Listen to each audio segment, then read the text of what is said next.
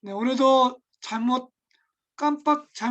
잘못해서 기록을 또 안 남길 뻔했네요. 네, 지난주에 제가 기록을 하지 않고 강의하는 바람에 제가 이번 주 강의를 세 번이나 반복해서 이렇게 했습니다. 우리 형제님 또 오셨습니다. 네, 반갑습니다. 안녕하세요. 반갑습니다. 네, 반갑습니다. 지금 또 밖에서 열심히 이 추운 날씨에 수고하십니다. 안 춥습니다. 그렇습니까? 네, 지금 어디 계속 차 안에 있으셔야 되는 건가요? 예, 좀 지금 들어가는 길이 좀 늦었습니다. 그럼 집에 들어가시는 것입니까? 네, 알겠습니다. 그러면 어쨌든 장준호 형님 편하게 네, 강의 이렇게 참여해 주시면 되겠습니다. 네. 자, 그러면 우리 한번 기도로 이 강의를 시작하도록 하겠습니다. 우리 지연아 선교사님 한번 기도로 한번 네, 강의 시작하겠습니다.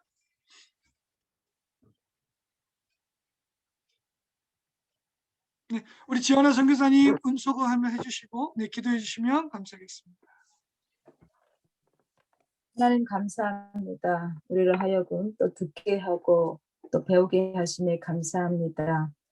하나님 이 감사함을 잃지 아니하고 하나님 가르치는 우리 또 박성우 우리 교수님 축복하시고 가르칠 때 그 입술을 축복하셔서 우리가 더 잘 배워서 앞으로 주님의 나라에 쓰임받길 원합니다. 한 사람 한 사람 주님 축복하시고 이 시간 주님께서 임재하시고 모든 이 수업들을 주님께서 주관하여 주시옵소서.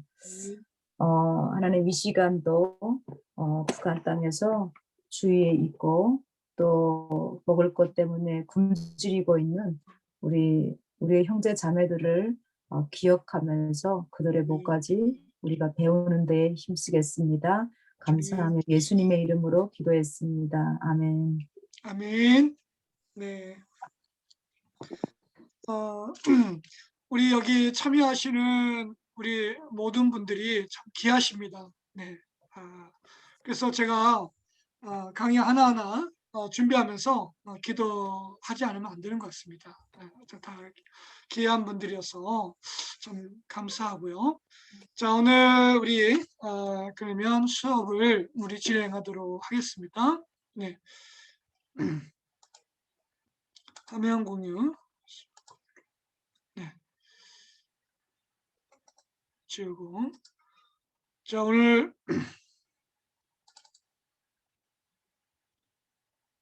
우리 지난번에 야고보서 1장 18절까지 네, 우리가 강의를 이렇게 했습니다. 수업을 했는데요. 자, 오늘은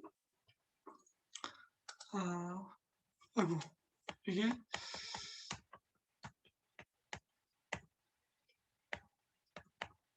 네, 1장 19절부터 네, 27절까지부터 이렇게 계속 진행하도록 하겠습니다. 그리고 이거는 제 발을 좀 줄여서 저만 이따 나오는 걸로 하겠습니다. 그리고 궁금한 질문 같은 거 있으면 언제든지 말씀해 주시길 바랍니다. 자, 우리 18절에 성경책 다 우리 옆에 두시고요.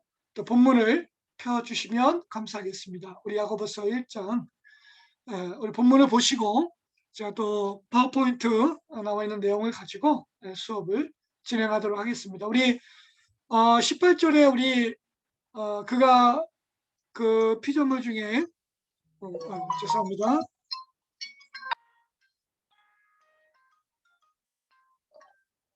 예, 우리 18절 말씀, 그가 그 피조물 중에 우리로 한 첫 열매가 되게 하시려고 자기의 뜻을 따라 진리의 말씀으로 우리를 낳으셨다.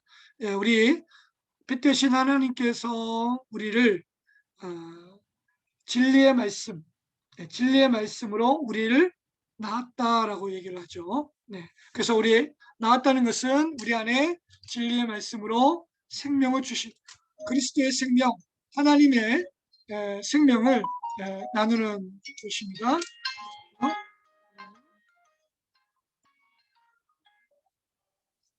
자, 우리 그 그래서 우리 2장부터 시작되는 그 행위의 근거, 왜 우리가 하나님의 말씀대로 우리가 살아야 되는지를 그 이유를 사실 18절에서 말씀을 하고 있다고 볼 수 있습니다.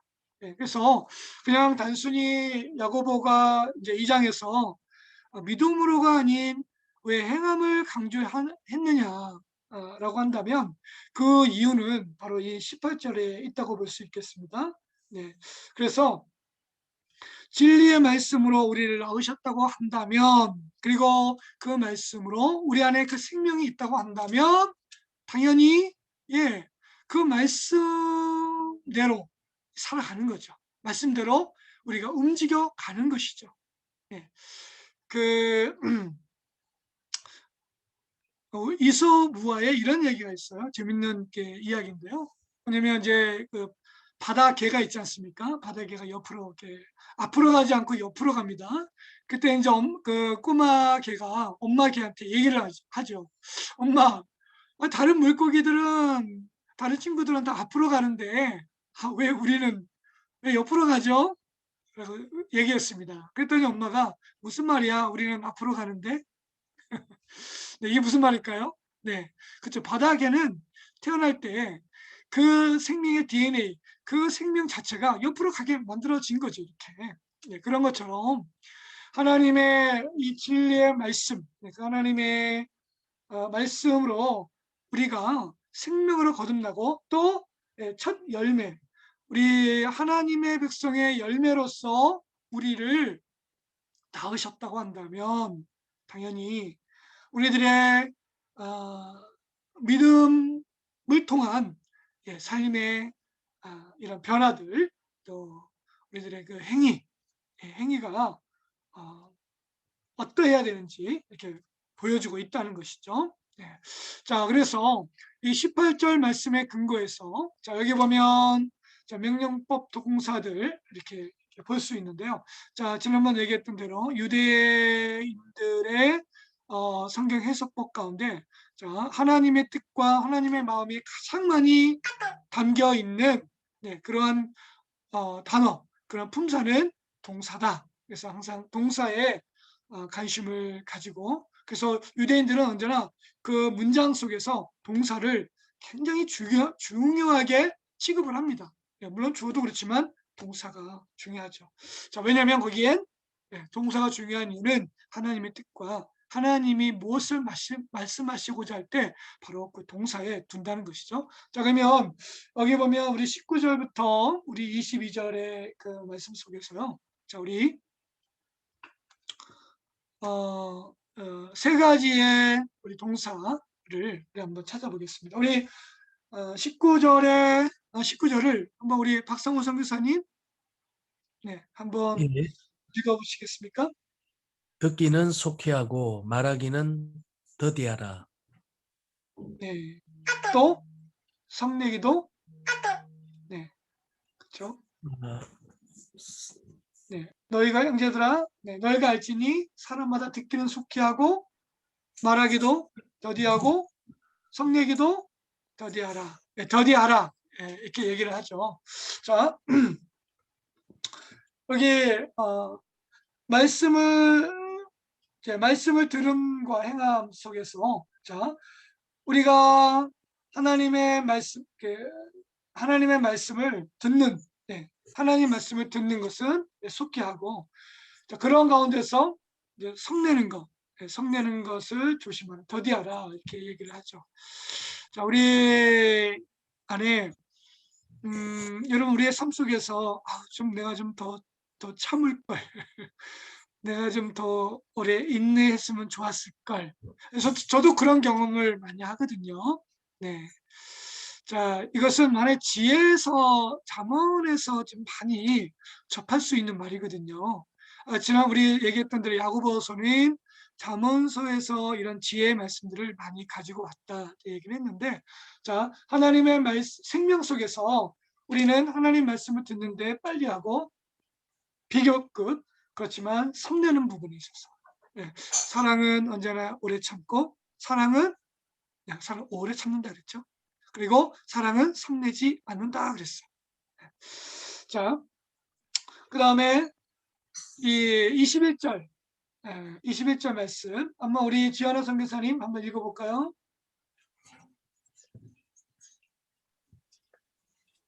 네. 너희는 말씀을 행하는 자가 되고 듣기만 하여 자신을 속이는 자가 되지 말라.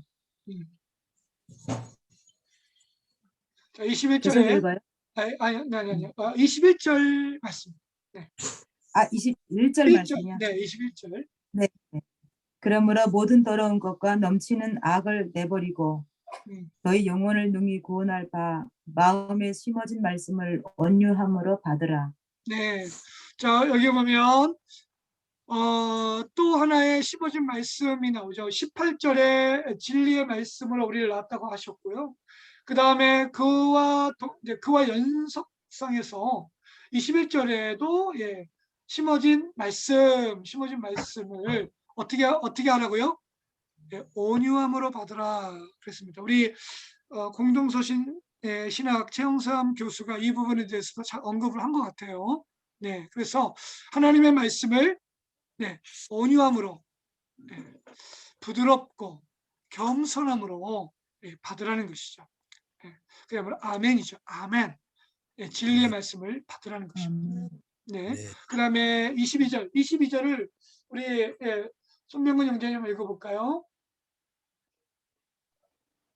너희는 말씀을 행하는 자가 되고 듣기만 하여 자신을 속인 자가 되지 말라. 네. 자, 여기 보면, 자, 말씀을 행하는 자가 되지, 듣기만 하고 자신을 속이는 자가 되지 마라. 다시 말해서 여기서 뼈대는 중심 구조는요, 바로 22절 초반부. 너희는 말씀을 어떻게 하라고요? 행하는 자, 행하는 자가 되라. 이 아주 적극적인 명령어예요. 그래서 말씀을 행하는 자가 되라 이렇게 봅니다. 자, 그래서 오늘 요 세 가지를 이제 또 가지고 우리가 좀 말씀을 이제 더 깊이 나눌 텐데요. 자, 어쨌든 이 심어진 이 말씀으로 구원받게 된 자의 말의 자세와 행위가 어떠해야 할 것인지의 문제를 좀 다루고 있다는 것입니다. 그래서 심어진 말씀은 처음부터 타고난 것이 아니고요. 어떻게 보면 이것은 회심의 선물이다. 예레미야 31장 33절에 보면 하나님께서 새 언약을 너희 가운데 주실 것이다. 그 새 언약은 무엇입니까? 이제는 하나님의 율법을 모세를 통해서 돌에 새겼다고 한다면 이제는 오순절날 모세가 십계명을 받은 날이 이제 물론 오순절이었는데, 그렇지만 이제 새 언약을 통해서 이 사도행전 바로 새로운 오순절날 성령이 임하여서 모든 사람들 마음에 새 언약을 새겨 주신 것이다.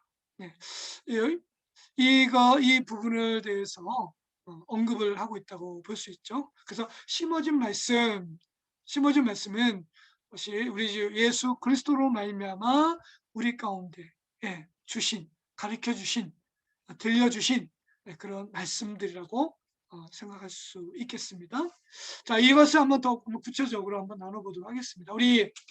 아까 우리 21절에 21절 속히 말하고 성내는 것의 한계. 그래서 자, 우리 부정적 차원에서 속히 말하고 속히 성내는 것의 한계가 있습니다. 자, 하나님 성을 이렇게 오래 참지 못하고 성을 내는 사람, 화를 막 이렇게 내는 사람들은 사실 하나님의 의를 이루지 못한다라고 얘기를 하죠. 이 한계를 분명히 할 때 대신 우리가 해야 할 것은 무엇입니까? 네, 온유함으로 그 하나님의 말씀을 우리가 늘 이렇게 받으면서 성내는 거, 이 화내는 부분에 대해서도 다루심이 사실 필요한 것입니다. 자, 우리 여기에 보면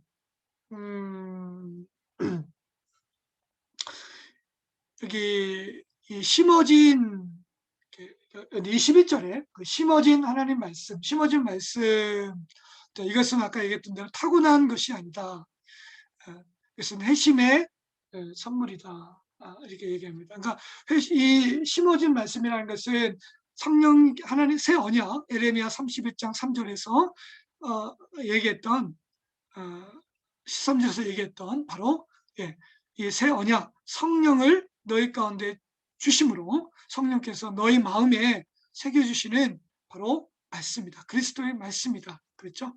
그래서 보혜사 곧 아버지께서 내 이름으로 보내실 성령, 그 성령께서 내가 너에게 말한 모든 것을 가르치시고 내가 너에게 말한 모든 것을 생각나게 할 것이다. 그분은 너를 진리 가운데로 인도할 것이고 성령님은 또 너희 가운데 그 말씀을 기억함으로 해서 그 말씀대로 살아갈 수 있도록 너를 지도하고 인도할 것이다. 그래서 이 심겨진 말씀은 바로 이 약속의 말씀, 그러한 것을 이제 얘기할 수 있고요. 여기 보면 근데 우리가 이제 우리 한글 성경에요. 21절 중간에 구원할 바 마음에 심어진 말씀을 온유함으로 받으라 할 때 원래는 이제 헬라어 언어에는 마음이라는 단어가 없습니다. 원문에는 이 마음이라는 단어가 없고요. 그래서 어떤 이제 초반에 나온 신약 성경은 이 마음을 아주 조그맣게, 아주 자그맣게 썼습니다. 근데 요즘은 이제 그런 거 무시하고 그냥 마음이라는 것을 그냥 다 통해서 이렇게 쓴 것 같습니다. 그렇지만 원어에는 마음이라는 게 없습니다. 왜냐하면 그냥 심어진 말씀으로만 해도 다 이해가 되는 거죠. 그래서 심어진 말씀을 사실 하나님 말씀을 어디에 심겠습니까? 생각, 우리 마음이겠죠. 하트, 우리 마음이기 때문에 그래서 친절하게 우리 온문에도 없는 마음을 좀 집어넣은 것 같습니다. 어쨌든 뭐 이래나 저래나 우리는 다 이해할 수 있죠. 그러나 이제 여러분은 이 부분은 좀 알아두면 좋겠다 생각이 들었어요. 언급을 합니다. 자, 그래서 심어진 말씀을 너희가 온유함으로 받으라. 그래서 하나님 이 말씀은 바로 너희 영혼, 너희를 능히 구원할 능력을 갖고 있다. 여러분 다 아는 로마서 1장 16절 여러분 아시죠? 내가 복음을 부끄러워하지 아니하노니 이 복음은 바로 이 복음이란 게 뭐겠습니까? 아까 우리 심어진 말씀을 이렇게 대표로 얘기를 한다면 바로 복음이라고 얘기할 수 있겠죠. 하나님의 이 말씀, 이 복음은 바로 우리를 구원할 능력을 갖고 있다라고 얘기할 수 있겠습니다. 그래서 여기서 이제 중요한 것은 이제 우리가 좀 이렇게 아까 동사가 중요하다고 했지 않습니까? 받아야 되는데 하나님 말씀을 받아야 되는데 어떻게 해요? 온유함으로. 여기 보면 온유함으로 받으라. 그것은 겸손한 가운데서 받으라라는 뜻입니다. 자, 겸손한 가운데서 받으라. 자, 은혜 가운데서 우리가 하나님 말씀을 이렇게 받는다는 거, 그것은 정말 하나님의 놀라운 이 택하심과 또 하나님의 놀라운 선물이죠. 그래서 우리가 하나님 말씀을 읽을 때 정말 귀한 값진 보물을 이렇게 보는 것처럼 이렇게 소중히 여기는 게 참 중요하다고 좀 봅니다. 자, 그래서 너희는 그 말씀을 받아야 되는데, 근데 상반절에 보면 그러면 모든 더러운 것과 넘치는 악을 내어버리고 그랬습니다. 자, 여기서 내어버리고라는 그 말의 의미는요, 사실은 원어 성경으로 보면 겸손하게 버려라, 그런 뜻입니다. 겸손하게 버려라. 자, 그래서 이 말씀의 의미는요, 말씀에 전적으로 순종하는 그러한 자세, 그러한 마음으로 이 내가 갖고 있었던 자신의 본성과 그 본성에 따른 이런 생각들을 버리는 거죠. 버리고 그 버리고 나서 하나님의 그 말씀을 완전히 받아들이는 그런 모습. 네. 혼합이 아니죠. 혼합이 아닌 아주 깨끗하고 정결한 그릇으로 물건을 받는 것처럼 내 본성, 내 마음속에 내 이런 악한 생각, 어떤 이런 마음들을 버리는데 그냥 버리는 막 그냥 가볍게 버리는 게 아니고 건방지게 버리는 게 아니고 그냥 겸손함으로 버리는 것입니다. 자, 그래서 이것만이 이제 하나님의 의를 이룰 수 있다라고 얘기할 수 있겠습니다. 자, 우리 한번 그 최영상 교수가 쓴 공동서신 여러분들 지금 이제 읽고 계시는데요. 자, 여기에 보면 자, 우리 신긴 말씀은 이제 이 교수는 이렇게 얘기합니다. 흩어진 하나님의 새 백성이 열방들 가운데서 산출해내는 이의 열매와 깊이 관련되어 있다. 이런 관점에서 볼 때 이 신기한 말씀의 배경으로 몇몇 학자들이 예레미야 39장 33절에 기록된 새 언약의 성취를 거론한 것은 결코 무리한 제안이 아니다라고 이제 기술을 하고 있습니다. 서술을 하고 있습니다. 그 다음에 흩어진 12지파에게 있어서 율법을 듣는 것뿐만 아니라 그것을 행하는 것이 중요한 이유는 그들이 영영이 거하는 하나님의 말씀을 따라 풀의 꽃과 같이 그 영광이 잠깐뿐인 세상 한가운데에서 그 율법이 요구하는 의의 열매를 맺어야 하기 때문이다. 이렇게 얘기를 합니다. 그래서 하나님께서 우리에게 말씀을 이제 주신 것은 이 말씀을 통해서 그 초반에 제가 얘기했듯이 우리를 통해 이 말씀을 통해서 뭐요? 우리 안에 의의 열매를 맺어가기를 원하신다. 네, 그런 의미가 있는 것입니다. 자, 여러분 여기 우리가 이제 하나님 말씀의 그 강력함, 하나님 말씀의 그 위대함, 또 하나님의 말씀의 그 풍성함, 네, 이러한 것들을 사실 21절에서 물론 18절과 21절에서 아주 강력하게 지금 보여주고 있다고 얘기할 수 있겠습니다. 자, 여러분 우리 마태복음 13장 1절에서 9절에 있는 씨 뿌리는 비유, 여러분 예수님께서 하신 이 비유 여러분 뭐 다 아시죠? 자, 근데 여기서 우리 한 농부가 씨를 뿌리러 갔는데, 자, 어떤 씨는 뭐 길가에 떨어지고 어떤 씨는 뭐 가시덤불, 엉겅퀴 이러한 것에 떨어졌는데 어떤 씨는 옥토 좋은 땅에 떨어져서 자, 여기 보면 도로는 좋은 땅에 떨어짐에 어떤 것은 100배, 어떤 것은 60배, 어떤 것은 30배의 결실을 하였느니라. 비유를 말씀하십니다.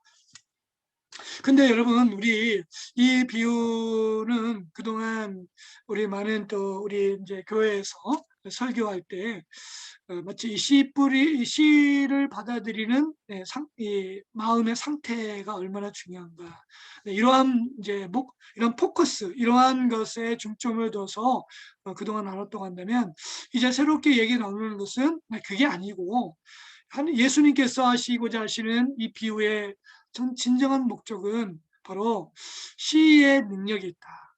하나님 말씀, 이 씨가 땅에 정확히 떨어져서 좋은 땅에 떨어져서 그 씨가 어떻게 해요? 이제 풍성한 열매로 이제 맺어가는 것이죠. 그래서 100배, 60배, 30배의 결실을 맺어가는 것입니다. 그래서 만약에 여러분 정말 이 안타까운 것은 길가나 가시엉겅퀴나 이러한 곳에 떨어진 씨가 아무리 열매를 맺지 못했다는 건 너무나 안타까운 일이죠. 떨어졌다면 좀 거기서 많은 결실을 맺었을 텐데 그것이 이루어지지 않았다는 것이고요. 그렇지만 이 옥토에 이 하나님 말씀의 씨앗, 이 씨앗이 떨어져서 이게 풍성한 열매를 맺었다.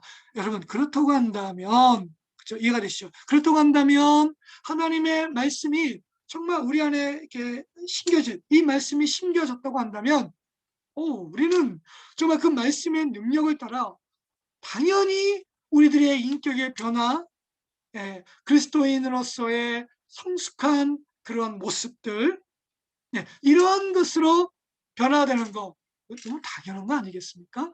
예.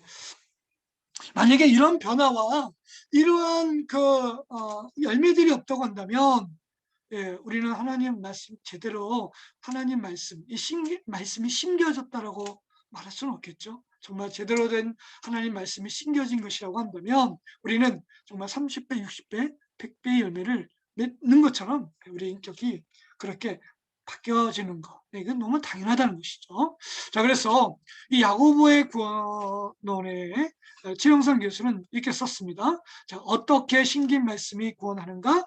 자, 야고보서의 대답은 심긴 말씀이, 그 말씀이 심긴 신자 안에 거하는 생명의 약속이며 그가 그 심긴 말씀을 온유하게 받음으로써 마치 여러분 그 옥토와 같이, 그죠? 옥토와 같이 그러한 겸손과 순전한 믿음을 받는 것이죠. 그래서 사도행전 2장 48절인가요? 예.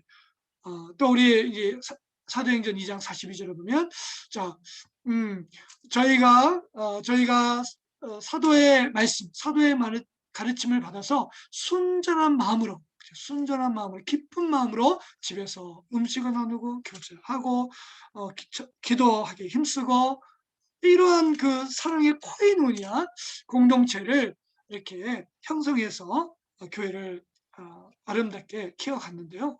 자, 이러한 모든 이 성도들의 이 자세, 모습에서 우리가 발견해야 될 단어는 온유함으로 받았다. 예, 그 복음을, 심긴 말씀을 온유함으로 받았다. 이렇게 얘기할 수 있겠습니다. 그 말씀이 그 안에서 자라고 뿌리 내리고 열매 맺어서 그 말씀이 심긴 그 사람을 자신을 온전하고 구비하여 조금도 부족함이 없게 하는 구원에 이르게 하는 하나님의 능력이라는 데 있다라고 이제 썼습니다. 자, 우리 그리고 이제 22절. 자, 22절 너희는 말씀을 행하는 자가 되고 듣기만 하여 자신을 속이는 자가 되지 말라 했는데요. 자, 이 말씀은 말씀의 준행자들이 되라. 이렇게 얘기할 수 있겠습니다. 그래서 22절도 적극적인 명령어인데요. 말씀 준행자들이 되라. 그래서 여기 이제 비교 대상자가 나오죠. 자, 우리 말씀을 준행하는 자가 있고 듣기만 하고 말씀을 준행하지 않는 그러한 모습들이 있습니다. 22절에서 너희는 말씀을 행하는 자가 되고 듣기만 하여 자신을 속이는 그런 자가 되지 마라 했습니다. 우리 예수님께서도 이러한 비슷한 비유를 말씀하셨죠. 네, 우리 반석 위에 집을 짓는 이러한 비유에 대해서 비유 얘기하시면서 주님의 말씀을 듣고 어떻게 하죠? 행하는 자는 그 반석 위에 집을 짓는 것과 같다. 그렇지만 하나님 말씀을 이렇게 듣고서 행하지 않는 것은 모래 위에 집을 짓는 것 같아서 그냥 무너지는 거죠. 자, 우리 여기 보면 말씀의 준행자는 25절에서 행위의 실천자로 표현하고 있습니다. 자, 우리 여기 보면 25절. 자, 25절 우리 박성호 목사님 한번 읽어주시겠습니까? 자유롭게 하는 온전한 율법을 들여다보고 있는 자는 듣고 잊어버리는 자가 아니요 실천하는 자니 이 사람은 그 행하는 일에 복을 받으리라. 네. 자, 여기 보면요. 자, 25절에 행위 실천에 대해서 얘기하는데요. 자, 여기서 우리가 좀 이제 재밌게 보고 싶은 것은요. 자, 그 위에 23절에 누구든지 말씀을 듣고 행하지 아니하면 그는 거울로 자기의 생긴 얼굴을 보는 사람과 같다라고 있거든요. 자, 여기서 이제 우리 거울 메타포를 쓰고 있는데요. 자, 이 거울 메타포를 통해서 더욱 이것을 이제 보여주고 있습니다. 이게 뭐냐면, 자, 23절에 이게 본다. 23절에 거울로 자기의 생긴 얼굴을 보는 사람과 같다. 말씀을 듣고도 행하지 않는 사람. 이런 사람들은 마치 이제 이 본다고 했을 때 이 헬라어의 이 언어는요, 그냥 대충 보고 가는 거예요. 아무런 중요하게 보지 않는 여러분 주마간산이라는 사자성어가 있지 않습니까? 말을 타고 빨리 가다 보니까 그런 이 광경들을 제대로 그냥 잘 이해하지 못하고 또 누리지 못하고 그냥 빨리빨리 지나가니까 우리가 여행 가도 우리가 여행 가이드로 가게 되면 뭐 내가 좀 자유롭게 가고 싶지만 그것도 보지 못하고 빨리빨리 지나가야 되는 그러한 의미에 그래서 어떻게 보면 그냥 보고 한 번 보고 그냥 이렇게 흘러가는 그러한 단어를 썼습니다. 자, 그래서 한 번 보고 그냥 잊어버리는 거예요. 주의 깊게 안 봤기 때문에 그런 것이죠. 근데 방금 우리 읽었던 25절, 25절은 좀 다른 언어를 썼어요. 다른 이제 단어를 썼는데요. 우리는 뭐 본다 할 때는 이제 우리는 어떻게 보면 이제 그 같은 단어를 썼지만 헬라어 언어 보면 성경에는요, 이게 좀 단어가 다릅니다.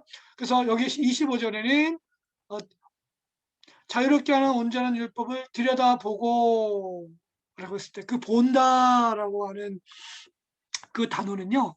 여기 보면 25절에 들여다본다는 단어는 세심하게 살피는 그런 행위를 보여주고 있습니다. 원래 단어는 구부리다, 구부려서 보다라는 뜻이거든요. 그게 마치 주마간산 말을 타고 빨리빨리 달리면서 보다가 그런데 이것은 이제 그게 아니고 달리는 말에서 내리는 거죠. 달리는 말에서 내려서 이제 천천히 아예 멈춰서 고개를 이렇게 숙이는 거예요. 그래서 이제 집중적으로 아주 깊이 관찰하는 거죠. 여러분 하나님의 말씀을 온유함으로 받으라고 할 때 여러분 하나님의 말씀 하나하나를 정말 이렇게 믿음으로 받는다는 거. 그것은 정말 뭐라고 할까요? 제가 우리 아이가 처음 태어났을 때 너무너무 예뻐서 다른 사람들은 피떡 흘리라고 생각을 할지 모르지만 저는 너무 예뻐서 눈, 코, 입, 하여튼 모든 것을 이렇게 아주 집중적으로 그는 누구 닮았네? 입은 누구 닮았네? 귀는 누구 닮았네? 이렇게 자세히 뜯어보는 거예요. 여러분 그 사도행전에서 보면 데살로니가 사람들이 얼마나 바울을 핍박하고 가지고 복음에 대적하니까 쫓겨났죠. 쫓겨난 것이 데살로니가에서 어디로 갔습니까? 베레아로 갔습니다. 베레아로 갔는데 베레아 사람들은 신사적이에요. 이 바울이 전한 복음, 이 말씀이 정말 그런가 해서 정말 이렇게 들여다보는 그런 것. 자, 우리 여러분 저 하나님의 말씀을 그렇게 아주 귀하게 아주 하나하나 부모가 사랑하는 자녀를 하나하나 아주 그냥 세심하게 보는 것처럼 또 사랑하는 애인들을 우리 배우자를 그렇게 이렇게 보는 것처럼 이렇게 하나님 말씀을 아주 하나하나 깊이 은혜를 하는. 제가 한번 최홍선 교수님의 간증을 한번 제가 들었는데요. 그분이 그러더라고요. 자기가 이 하나님의 사랑을 깊이 경험할 때가 언제였냐면 군대 시절에 군대에서 특별히 짬이 나는 시간에 뭘 할까 하다가 선배의 권위를 이렇게 권면을 받아서 말씀 암송을 했답니다. 근데 말씀을 암송을 이렇게 하는데 그 하나하나를 계속 이렇게 암송을 하면서 단어 하나하나가 머릿속에 솔솔 들어오면서 그것이 우리 본인에게 굉장한 은혜로 다가왔다는 것이죠. 자, 그래서 우리 하나님의 말씀을 세심하게 살피는 행위로서 이것을 받고 그리고 이것을 그대로 내가 실천하며 그대로 살아가야 되는 것. 우리 말씀 그대로 여호수아 1장 8절 말씀에 이 율법책을 네 입에서 떠나지 말게 하며 주야로 그것을 묵상하여 그 가운데 기록한 대로 다 지켜 행하라 그랬습니다. 다 지켜 행하면 율법을 주야로 첫 번째 묵상하는 거 중요하죠. 그리고 믿음을 통해서 이제 그것을 기록한 대로 다 지켜 행하는 거죠. 다 지켜 행할 때 그때 네 길이 평탄하게 될 것이고 곧 네가 형통하리라 이렇게 약속의 말씀을 주셨습니다.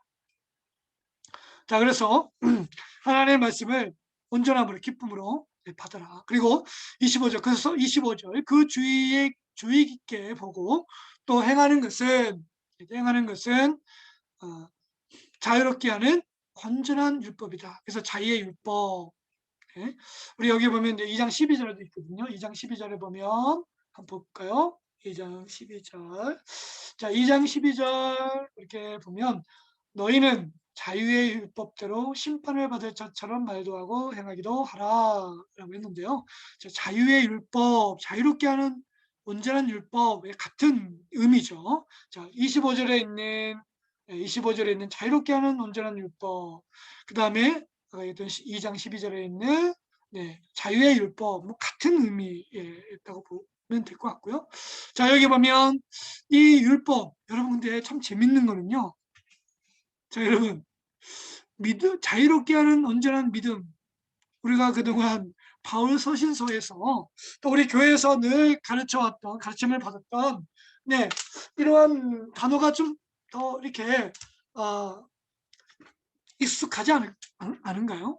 자유롭게 하는 온전한 믿음으로 우리는 구원을 얻었고 믿음으로 우리는 율법에서 해방되어 자유를 얻었습니다. 자유는 마치 율법에 얽매여 있다가 율법으로부터 이제 믿음으로 말미암아 율법에서 벗어나서 이제 프리덤 자유다라고 우리가 이렇게 외치고 즐거워하고 그죠? 네, 그렇죠. 자, 그렇게 생각할 수 있는데, 근데 이건 뭐지? 자, 율법이 자유롭게 한다고 우리를, 이 무슨 생뚱맞는 소리지, 이거? 자유의 율법? 야, 이게 뭘까? 네. 자, 저는 정말 이게 이렇게 보면서, 저는 야고보서에서 이렇게 자유롭게 하는 온전한 율법, 이 눈에 이렇게 확 들어온 게 좀 근래 최근이었던 것 같아요. 자, 여러분, 이 자유롭게 하는 온전한 율법, 이게 뭘까요? 자, 이것이죠. 모세의 율법을 가리키기보다는, 자, 율법은 원래 누구에게로부터 나온 것입니까? 하나님으로부터 나왔지만 모세를 통해서 자, 시내산 언약 가운데 하나님이 시내산에서 모세를 부르셨습니다. 그래서 모세를 통해서 두 돌판에 계명, 그 율법을 새겨 주셨죠. 2개의 계명을 10개의 계명을 새겨 주셔서 모세를 통해서 율법을 이스라엘 백성들에게 선포했습니다. 자, 그렇지만 여기서 말한 자유롭게 하는 온전한 율법 2장 12절에서 나오는 자유의 율법, 이것은 바로 모세를 가리키기보다는 예수 그리스도 안에서 성취되고 그죠? 또 그로 말미암아 재해석된 말씀이다. 그래서 여러분 복음서에 보면 예수님께서 너희는 이렇게 알았고 이렇게 너희가 배워왔지만 나는 너에게 이르노니라고 뭔가 율법을 재해석하는 듯한 말씀하시죠. 네, 마치 예수님께서 너희가 옛적에 살인하지 말라 하였다는 것을 너희가 들었으나 그렇죠? 나는 너에게 말하노니 형제를 미워하는 자는 지옥불에 들어가게 될 것이다. 나가라는 자는 공의에 잡히게 될 것이다. 바보라 하는 자, 미워하는 자는 지옥불에 들어가게 될 것이고 바보라고 하는 사람들, 이러한 사람들은 하나님께서 기뻐하지 않으신다. 자, 그리고 또 예수님께서도 요한일서에서도 이제 이 요한사도가 이런 말씀을 했지 않습니까? 새 계명을 너에게 주노니 서로 사랑하라. 내가 너희를 사랑한 것 같이 너희도 서로 사랑하라. 이렇게 이제 말씀을 또 해요. 요한복음에서 이렇게 말씀하시죠. 자, 이렇게 새 계명을 너에게 주노니 할 때 예수님께서 전에의 계명에 구약 성경에도 분명히 여러분 사랑이 없었겠어요? 모든 여러분 구약에 자, 이 십계명, 자, 대표적인 거, 자, 하나님을 사랑하라. 또 이웃을 네 몸처럼 사랑하라. 이건 예수님께서 율법에 대해서 정리하실 때 이게 말씀하신 거였고요. 그래서 율법은 사랑이 녹아져 있습니다. 담겨져 있는 것이죠. 자, 그렇지만 이 예수 그리스도로 말미암아 해석되어서 예수 그리스도로 말미암아 우리에게 주어진 것이기 때문에, 그리고 또 복음서에서 말씀하는 것처럼 그리스도로 말미암아 완성되어진 율법, 온전한 법이기 때문에, 그래서 예수 그리스도로 말미암아죠. 예수 그리스도로 말미암아 그분으로 인해서 우리에게 자유를 준다는 의미에서 자유의 법, 자유의 율법이라고 이렇게 말할 수 있다는 것입니다. 여러분 우리 율법이 바로 하나님의 공의와 정의가 담겨 있는, 그러한 정신이 있는 그러한 말씀이고요. 그리고 그 율법은 말 그대로 사랑인 거죠. 마치 여러분 깨를 짜면 참깨가 나오지 않습니까? 이 올리브 열매를 짜면 올리브 감람류가 나오듯이 율법을 짜면 저는 그리스도의 사랑, 하나님의 사랑, 그리스도의 사랑이 나온다고 봅니다. 그 우리가 그 부분에 대해서, 그래서 이제 이 율법은 어떻게 보면 큰 범주에서는 아까 18절 또 21절에 나오는 진리의 말씀, 또 신겨진 말씀, 말씀과 동의하다라고 볼 수 있습니다. 그리고 이제 우리 공동체 내 율법주의를 이제 극복한, 자, 우리 공동체 내 교회 안에 자, 믿음으로 말미암는 로마서와 갈라디아서처럼 정말 믿음으로 말미암는 복음의 핵심이죠.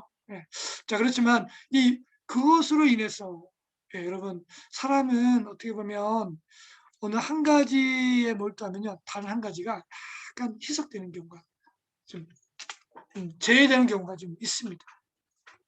그렇죠? 우리 인간인지라 그런 것 같습니다. 한계가 있죠.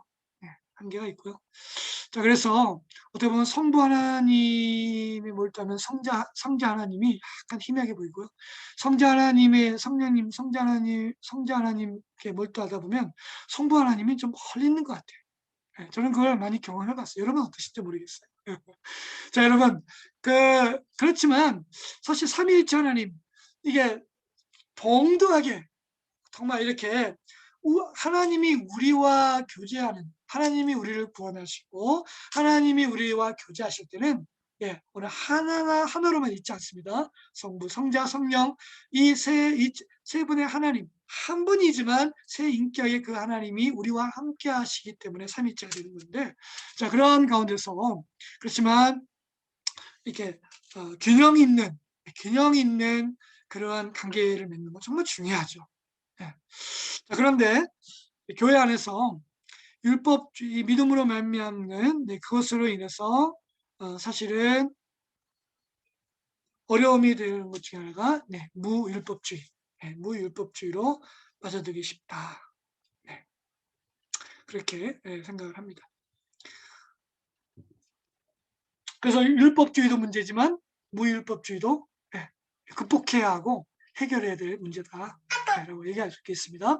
자, 그래서 우리 27절에 이제 중요한 말씀인데요. 자, 우리 말씀 준행이 진정한 의미의 종교이다. 그래서 자, 우리 27절 우리 손명근 형제님 한번 읽어볼까요? 네, 손명근 형제님. 네. 하나님 아버지 앞에서 네. 정결하고 더럽이 없는 경건은 곧 고아와 가부를 그 하연 중에 돌보고 또 자기를 지켜 세속에 물들지 아니하는 그것입니다. 네. 여러분, 자, 여기에 보면 자, 27절에서의 경건에 대해서 얘기하는데요. 자, 우리 여기 먼저 26절에 우리 먼저 26절에 보면 누구든지 스스로 경건하다 생각하며 자기 혀를 재갈 물리지 아니하고 자기 마음을 속이면 이 사람의 경건은 헛것이다 라고 하는데, 자, 26절에도 경건한 사람이 나옵니다. 자, 26절에 나는 경건하다라고 생각하는 사람이 이제 있다고 좀 얘기합니다. 자, 근데 나는 경건하다라고 하는 이 사람은 그야말로 외적 종교 의식에 열심을 갖고 있는 사람임을 알 수 있습니다. 그래서 이 사람은 이제 스스로 생각하는 거죠. 나는 경건해. 나는 거룩해. 나는 하나님의 택하심 속에서 믿음을 소유했고 나는 구원받은 사람이야 하고 종교인으로서 종교 생활을 하는 그런 삶이라고 볼 수 있겠습니다. 자, 그렇지만 자, 27절에 그렇지만 하나님 아버지 앞에서 정결하고 더러움이 없는 경건이라고 이렇게 나와 있는데요. 자, 그렇지만 하나님의 참된 종교, 그러나 참된 종교의 기준은 바로 내가 경건, 내 스스로 나는 경건해, 나는 믿음의 은혜 속에서 나는 정말 하나님의 자녀가 되었어 하고 그렇게 이제 그렇게 여기고 그렇게 믿고 열심히 교회에서 그죠, 교회에서 봉사도 할 수 있고 또 열심히 모임에도 참석할 수 있고 예배도 빠지지 않고 늘 참여할 수 있죠. 네, 충분히 종교의 의식을 갖고 열심히 하는 그런 사람들이 분명히 있어요. 있는데 그러나 지금 이 사도 우리 야고보가 지금 이야기하고 싶은 것은 뭘까요? 바로 참된 경건은 뭐냐? 참된 경건은 뭐냐? 바로 그것은 바로 하나님 앞에서 행하는 것이다. 이것입니다. 여기 보면 하나님이 기뻐하시는 경건은 뭐냐? 자, 첫 번째 행위 실천력을 가진 하나님 말씀의 사람이다. 말씀의 사람이다. 그래서 고아와 가부를 환난 중에서 보호해 주는 것, 공급해 주는 것, 그들을 보호해 주는 것. 이게 첫 번째고, 두 번째 하나님이 기뻐하시는 경건은 뭐냐? 자, 세상 욕망의 이끌림을 따라 하나님을 등지고 피조된 것들을 하나님처럼 섬기는 체계. 이러한 세상. 자, 그래서 하나님보다 세상의 만물, 세상의 꽃, 부와 명예와 부귀, 이러한 것들을 강조하고 그것을 쫓게 만든, 그야말로 한마디로 말해서 그야말로 욕심이죠. 욕심. 자, 이러한 욕심에 이끌려 살아가도록 하는 이 세상으로부터 어떻게 해요?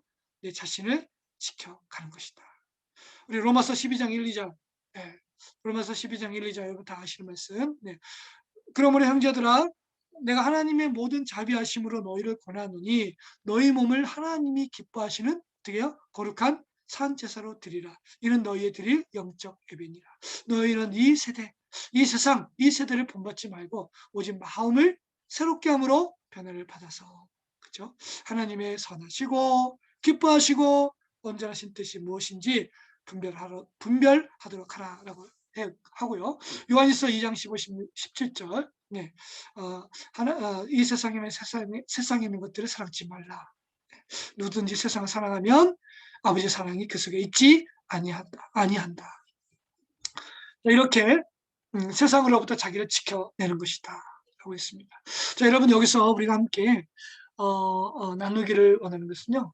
자, 여러분 여기서 하나님 아버지 앞에서 우리가 행하는 것, 자, 이것이 얼마나 중요한 신앙의 척도인가 우리 한번 생각을 했으면 좋겠습니다. 우리 이게 코람데오라고 하죠. 코람데오. 하나님 앞에서 정결하고 더러움이 없는 경건은 그냥 바로 긍휼을 가지고 바로 사람들을 사랑하고 대하라는 것입니다. 불쌍히 긍휼이죠. 자, 그래서 어떻게 보면 우리 그 1장은 서론이라고 있지 않습니까? 그래서 이 서론 27절의 마지막 이 고아와 가부를 돌아보는 이 긍휼에 대한 이제 이야기가 이제 2장에서 이제 시작이 되는 것이거든요. 자, 그래서 이 부분에 대해서 우리가 여기 보면 어거스틴이 이런 말을 했습니다. 하나님은 향유의 대상이고 만물은 이용의 대상이다. 그래서 우리가 의지하고 우리가 정말 우리의 마음과 우리 모든 것을 나눌 수 있는 그러한 대상은 바로 하나님 한 분밖에 없다. 자, 이 모든 만물, 그 외에 하나님이 지으신 창조세계, 피조물, 그 만물, 그 모든 만물은 하나님처럼 사랑하고 하나님처럼 의지하고 하나님으로부터 받을 그것으로 오는 그 기쁨을 기대하기란 어렵다. 그렇다는 것이죠. 여러분, 우리 예를 들어서 이런 것이죠. 여러분, 우리 부부 세미나 이렇게 참여를 이렇게 하는데, 여러분 저와 여러분 이런 것들 한번 공감이 되실 겁니다. 뭐냐면, 자, 우리 가족 사진을 찍는데, 어떻습니까? 가족 사진을 찍는데 보통은 아빠, 엄마 양쪽에 있고 가운데 자녀가 다 있어서 보기 좋고 구도가 안정적이고 행복해 보이는 가정. 그런데 근데 이것은 좀 성경적이지 않다라고 얘기를 해요. 그러면서 제대로 된 이 가족 구도는 어떻게 되냐면 엄마 아빠가 가까이에 가운데에 있고 그리고 자녀는 양쪽에 있다는 거 있으면 그것이 안정적인 가족 구조다. 가족 성원들의 구조다라고 얘기를 합니다. 그리고 사진도 그렇게 찍는 것이 좋다. 그 의도가 뭐냐면 여러분 우리 어떤 부부들은 그래 이 배우자보다 자녀가 사랑스럽죠. 네, 사랑스럽고 또, 또 기대하고 네, 또 뭐랄까 좀 이제 우리가 낳은 자녀니까 네, 우리가 키우는 자녀니까 어떻게 보면 또 사랑스러울 수 있는데요. 그런데 이들은 나중에 성장해 가면 예, 이렇게 서로 이 부부의 이러한 대상에 그 부부만큼의 친미감이 이제 없어진다는 거죠. 다시 말해서 이게 뭐가 아니냐면, 자, 우리 아들과 딸이 이렇게 있어서 성장을 할 때, 조금만 이제 크면 뭐 별 문제가 없지만 이제 이제 성인이 되어가면, 네, 이제는 딸이면 아빠와 늘 함께 할 수 없는 것이고 가까이 할 수 없는 거죠. 네, 그리고 또 아들이면 엄마와 가까이 할 수 없다. 이게 무슨 말이냐면 우리 목욕을 할 때, 목욕을 할 때, 네, 우리 부부는 좀 이런 좀 네, 어쨌든 부부는 네, 함께 목욕할 수 있어요. 부부는 함께 목욕할 수 있는데 여러분 아무리 아버지가 아무리 저도 딸 셋인데 전 딸 바보예요. 딸 바보고 정말 딸을 사랑해요. 지금도 뭐 아까 저한테 그 페이스톡 2번을 올린 게 제 둘째 딸인데 딸이 뭐 얼마나 저를 사랑스러워하는지. 그런데 여러분 저의 벌거벗은 몸을 자신 있게 보여줄 수 있는 대상은 딸이 아니에요. 오직 한 사람 누구요? 아내밖에 없어요. 네. 그리고 뭐 여자도 마찬가지죠. 네. 아무리 아들을 사랑해도 네. 엄마에게 있어서는 아들이 얼마나 감쪽같겠습니까? 그렇지만 아들을 사랑을 해도 함께 목욕할 수 없는 거예요. 네. 남편밖에 없는 거죠. 네. 어떻게 보면 그러한 것을 생각한다면 하나님을 향해서 우리는 하나님은 오직 향유의 대상은 오직 하나님 한 분이시다. 예.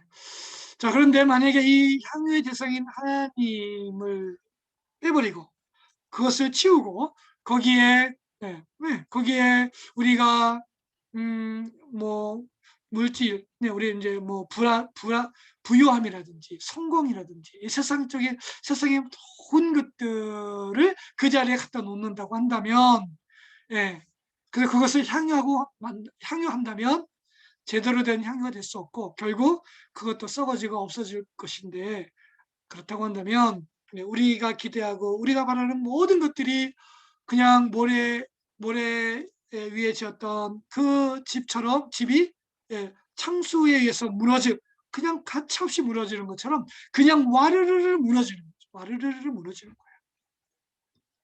그래서 우리가 자녀를 키울 때, 우리가 배우자를 만날 때, 또 우리가 어떤 사업을 할 때, 어떤 공부를 할 때, 무엇을 하든지 하나님 앞에서 하나님 바라보고 하나님 그 앞에서 행하는 것, 이것은 너무 중요하다고 생각을 합니다. 자, 이것으로 해서 이제 1장은 이것으로 해서 이렇게 정리를 하겠습니다. 자, 그다음에 자, 오늘 이제 시작한 지 1시간 됐는데요. 자, 여러분 이제 20분 남았죠. 자, 어디 잠깐 쉴까요? 아니면 계속 진행할까요? 계속하죠. 네. 자, 우리 한번 여러분 한번 기지개를 한번 쭉 한번 펴실까요? 한번 몸을 좀 이렇게 스트레칭을 쭉 해서 자 우리 1장 네, 한번 이런 정리를 좀 이렇게 말씀을 좀 나눠봤습니다. 자 우리 자 그러면 우리 이제 바로 진행을 또 하도록 하겠습니다.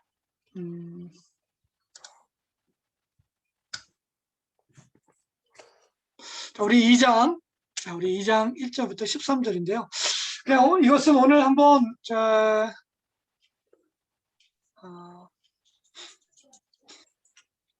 우리 2절씩 한번 우리 13절까지 읽어보면 좋겠습니다. 자, 우리 박상호 목사님 네, 한번 2절까지 읽어주시면 감사하겠습니다. 내 형제들아 영광의 주 곧 우리 주 예수 그리스도에 대한 믿음을 너희가 가졌으니 사람을 차별하여 대하지 말라.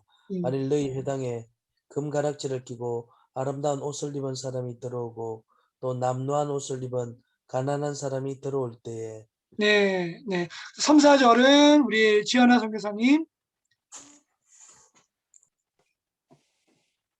너희가 아름다운 옷을 입은 자를 눈여겨보고 말하되 여기 좋은 자리에 앉으소서 하고 또 가난한 자에게 말하되 너는 거기 서 있든지 내 발등상 아래에 앉으라 하면 너희끼리 서로 차별하며 악한 생각으로 판단하는 자가 되는 것이 아니냐. 네, 5절, 6절은 우리 손명근 형제님. 예, 내 사랑하는 형제들아 들을지어다. 하나님이 세상에서 가난한 자를 택하사 믿음에 부유하게 하시고 또 자기를 사랑하는 자들에게 약속하신 나라를 상속으로 받게 하지 아니하셨느냐. 너희는 도리어 가난한 자를 업신 여겼도다. 부자는 너희를 억압하며 법정으로 끌고 가지 아니하느냐. 네, 그렇죠. 우리 7절과 8절 우리 장준호 이거 쓸 수 있나요? 우리 그리고 우리 장준호 형제님 좀 계속 운전 중이시다 그죠? 예. 네네 네. 우리 장준호 형제님은 네, 운전하는 관계로 우리 그러면 또 박성호 목사님 네, 한번 7절 8절 네 읽으시죠. 그들은 너희에게 대하여 일컫는 바 그 아름다운 이름을 비방하지 아니하느냐.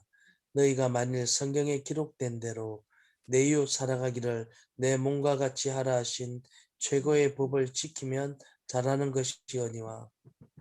네, 그다음 우리 지연아 선교사님. 만일 너희가 사람을 차별하여 대하면 죄를 짓는 것이니 율법이 너희를 범법자로 정죄하리라. 누구든지 온 율법을 지키다가 그 하나를 범하면 모두 범한 자가 되나니. 네, 우리 손명훈 형제님.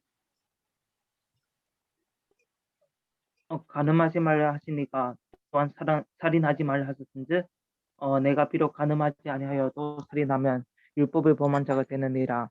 너희는 자유의 율법대로 심판받을 자처럼 말도 하고 행하기도 하라. 우리 다 함께 합시다. 자, 시작. 긍휼을 행하지 아니하는 자에게는 긍휼 없는 심판이 있으리라. 긍휼은 심판을 이기고 자랑하느니라. 네, 맞습니다. 자, 여러분 우리 여기 1절에 내 형제들아 영광의 주 우리 주 예수 그리스도에 대한 믿음을 너희가 가졌으니 그리고 나서 사람을 차별하여 대하지 말라라고 했는데 원래 이제 여기서 1절에서 사람을 차별하여 대하지 말라 우리는 이렇게 이제 해석을 했는데요. 원래 헬라어의 이제 이렇게 언어를 본다면 차별의 방식으로 믿음을 가지지 말라 이렇게 해석을 해야 더 정확한 해석이 됩니다. 자 이게 뭐냐면 자 차별의 방식으로 너희가 믿음을 가졌지만 너희가 믿음 가운데 차별의 방식, 차별의 방식으로 너희가 믿음을 가져서는 안 된다.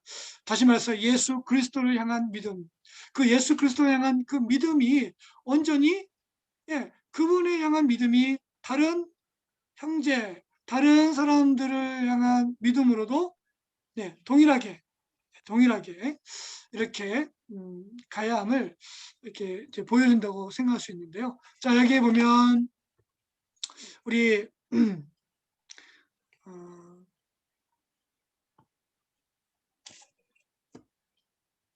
자, 우리 그 골로새서 3장 23절 24절을 보면 자, 무슨 일을 하든지 마음을 다해서 마음을 다해서 주께 하듯 하고 사람에게 하듯 하지 말라. 이는 유업의 상을 주께로 받을 줄 알미니 너희는 주 예수 그리스도를 섬기는 자이다. 이렇게 그리스도를 섬긴다라고 이렇게 골로새서에서 얘기를 합니다. 무슨 일 하든지 마음을 다하여 어떤 사람, 어떤 일을 하든지 주께 하듯 하고 사람에게 하듯 하지 말라라고 얘기를 하고 있죠. 왜냐하면 우리는 주님을, 예수님을 믿는 자들이기 때문이라는 것입니다. 자, 그래서 항상 우리가 주님을 믿는 그 믿음 안에서 바로 세상 어떠한 사람이든 차별을 해서는 안 된다. 자, 그래서 여기 보면 강조 포인트가 있습니다.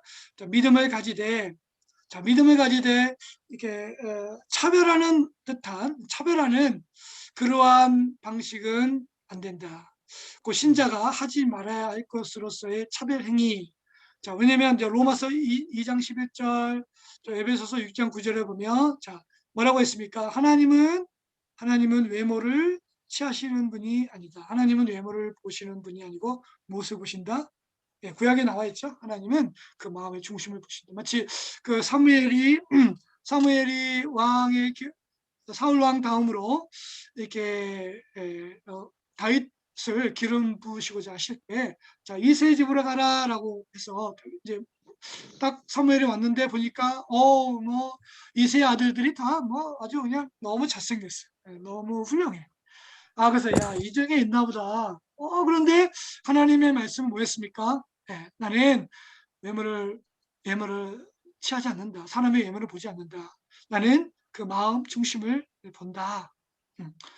이렇게 얘기를 하죠. 그 말씀을 그대로 바울은 이렇게 그 말씀을 가지고 바울은 로마서 2장 11절 한번 2장 11절 볼까요?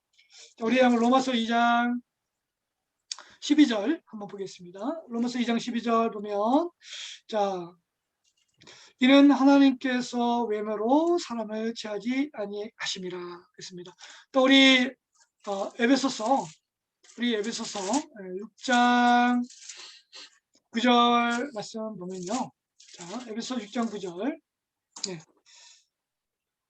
상전들아 너희도 그들에게 이와 같이 하고 위협을 그치라. 이는 그들과 너희의 상전이 하늘에 계시고 그에게는 사람을 외모로 취하는 일이 없는 줄 너희가 압니다. 이렇게 되어 있습니다. 자, 그래서 하나님은 외모로 사람을 외모로 취하지 아니하시는 분이시다. 자,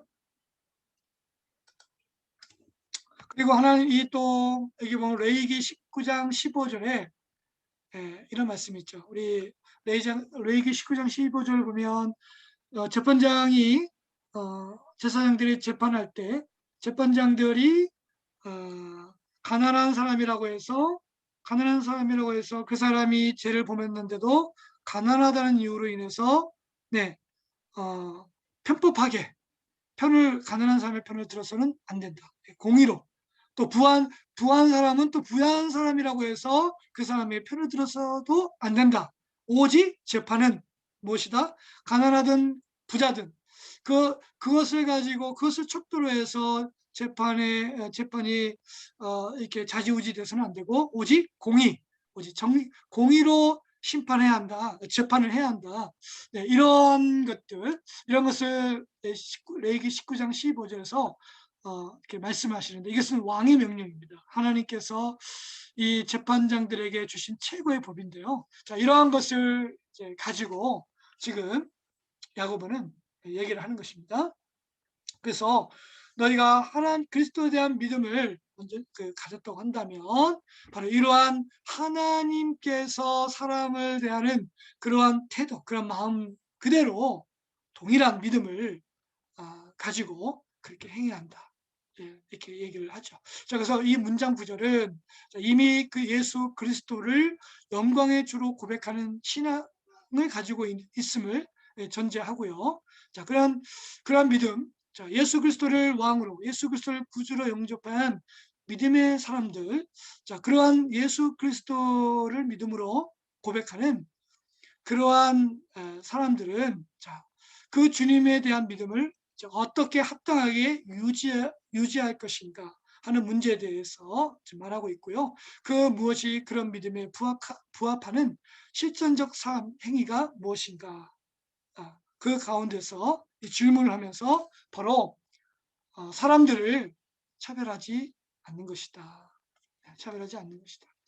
자, 여러분, 하나님께서 예수 그리스도 안에서 분명히 유대인과 이방인들을 하나로, 세 사람 하나로 이렇게 부르셨습니다. 그 안에 그 어떠한 것도 거기에 틈탈 수 없는 거죠. 예. 자, 그래서 이 예수 그리스도 안에서 우리는 가난한 자나 부한 자나 배운 자나 못 배운 자나 뭐 재산이 있는 자나 없는 자나 뭐 차가 있는 자나 없는 자나 이런 것이 중요한 게 아니죠. 차별이 없습니다. 그리스도 안에서는 남자든 여자든 노인이든 어린이든 차별이 있을 수 없다. 자, 그렇지만 2절에 보면 자, 좀 이제 그 반대적인 이제 이야기가 나옵니다.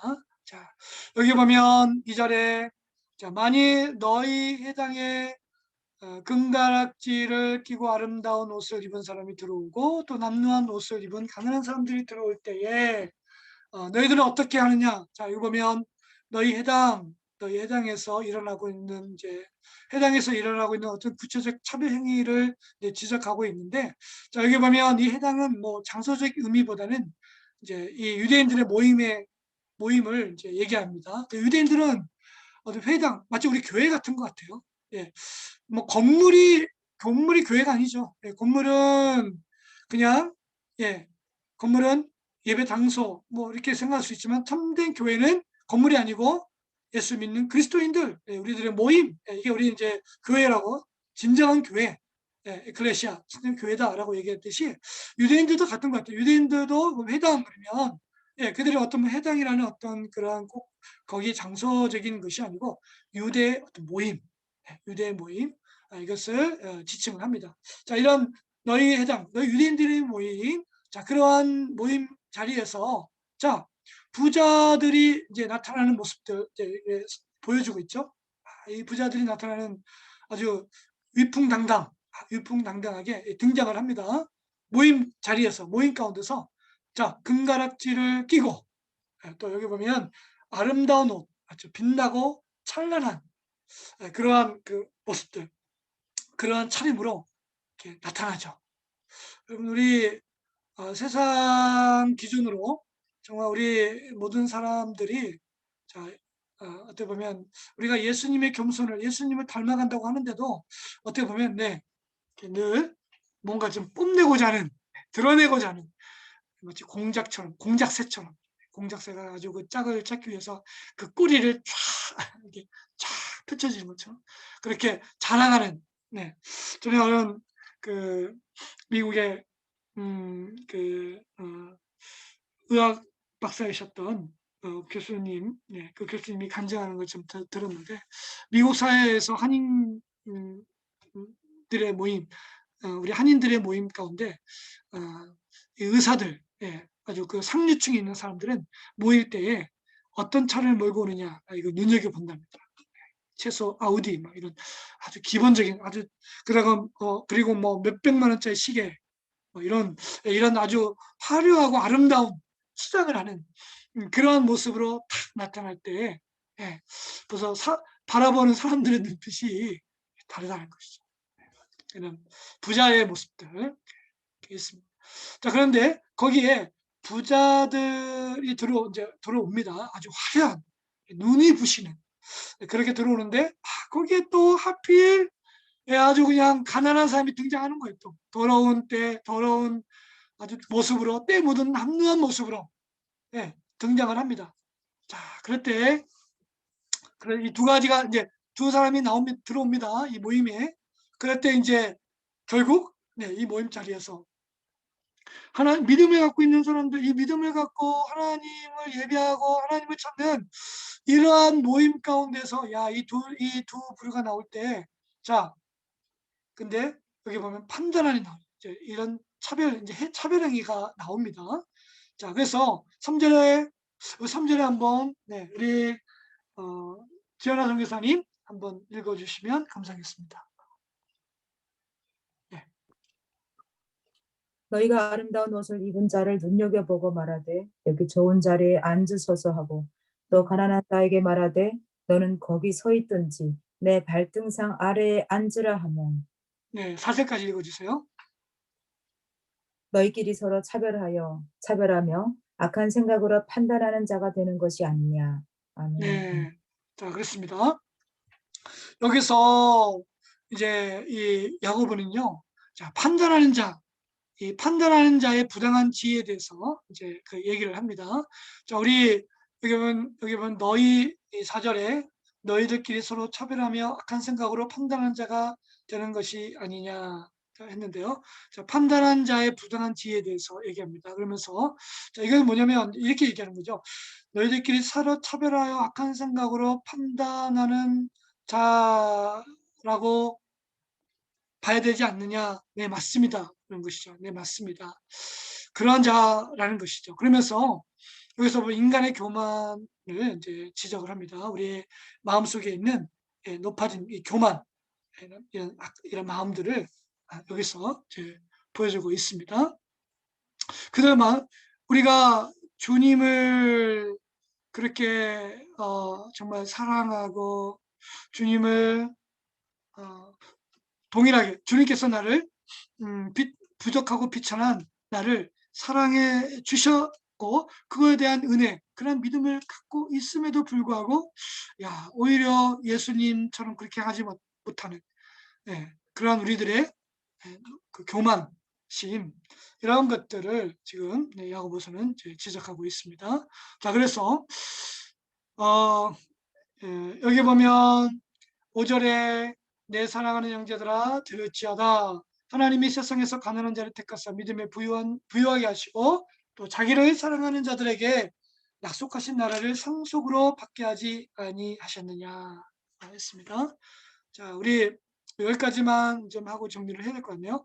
자, 우리 여기에 보면 이 5절에서 하나님의 행위, 하나님의 주권적 행위로 말미암아 세상에서 사회적 관점에서 볼 때 가난한 자에서 믿음의 영역 차원에서 부유한 자로, 더 나아가 하나님의 나라의 상속자들로 근본적인 변화를 경험한 믿음의 사람들, 바로 우리들이죠. 우리 믿음의 사람들.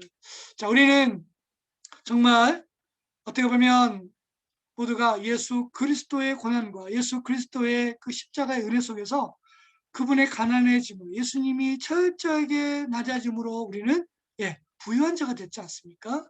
영적으로, 영역. 자, 우리가 뭐 예수님을 믿는다고 해서 갑자기 우리가 갑자기 막 떼부자가 되는 건 아니지 않습니까? 자, 우리가 이 현실적인 차원에서의 그런 문제가 아니고, 자, 우리가 분명히 하나님께서는 가난한 우리들을 택했다는 거죠. 택해서 우리로 아주 부유한 영역 차원의 영적인 믿음의 영역 차원에서 부유한 자로 만드셔서 우리를 하나님의 나라의 정말 상속자로, 어떤 자녀로 우리를 세워 주셨습니다. 자, 그게 하나님의 행위죠. 그게 하나님의 국률이에요. 자, 이것을 하나님이 우리를 부유한 자로 만드셨다. 국률이에요, 국률. 우리는 그것을 히브리어로 헤세드라, 헤세드. 아주 가난한 자를 돕고자 하는, 도와서 그를 풍성하게 하는. 여러분, 그래서 이게 보면 헤세드의 가장 아름다운 그 이야기가 담겨 있는 것이 룻기 아니겠습니까? 룻기. 자, 룻기에 보면 여기에 있는 이 말씀들과 비교해 보면 참 재밌을 것 같아요. 자, 여기 보면 룻기에 보면 그 보아스가 그 베들레헴 그 고장에서 갑부였습니다. 부유한 사람이었는데, 자, 그런데 자기 밭에 가난한 여인, 자, 룻이 이게 와서, 갑인 룻이 와서 일을 합니다. 자, 일할 때, 그렇지만 이 보아스가 룻을 아주 긍휼히 여기죠. 그리고 자기에 있는 것을 자랑하지 않고 겸손하게 이 룻에게 선을 베풉니다. 네, 그래서 그가 시어머니 나오미와 풍족하게 아무런 어려움 없이 살 수 있도록 배려해 주지 않습니까? 배려해 주는 거. 자, 그것이 어떤 헤세드, 정말 하나님이 우리를 긍휼히 여겨 주시는 거, 네, 불쌍히 여겨 주시는 거. 네.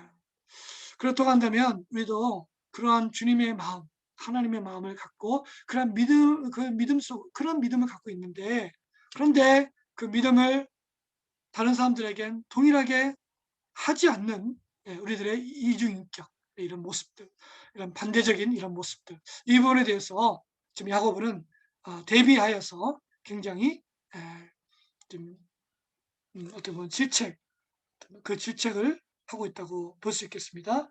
그래서 5절, 6절, 5절과 6절에 이제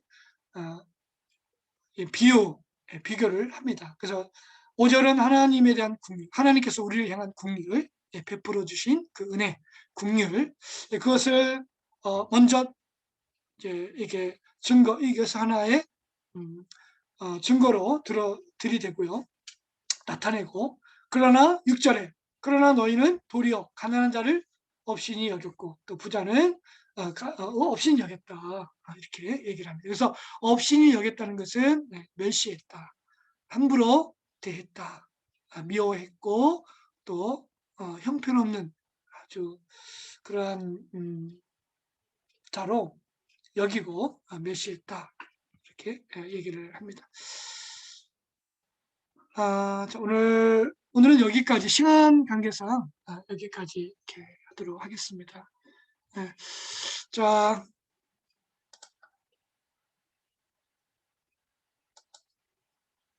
네, 여러분 강의, 네, 우리 1시간 20분 동안 아주 숨가쁘게 숨가쁘게 달려왔습니다. 자, 여러분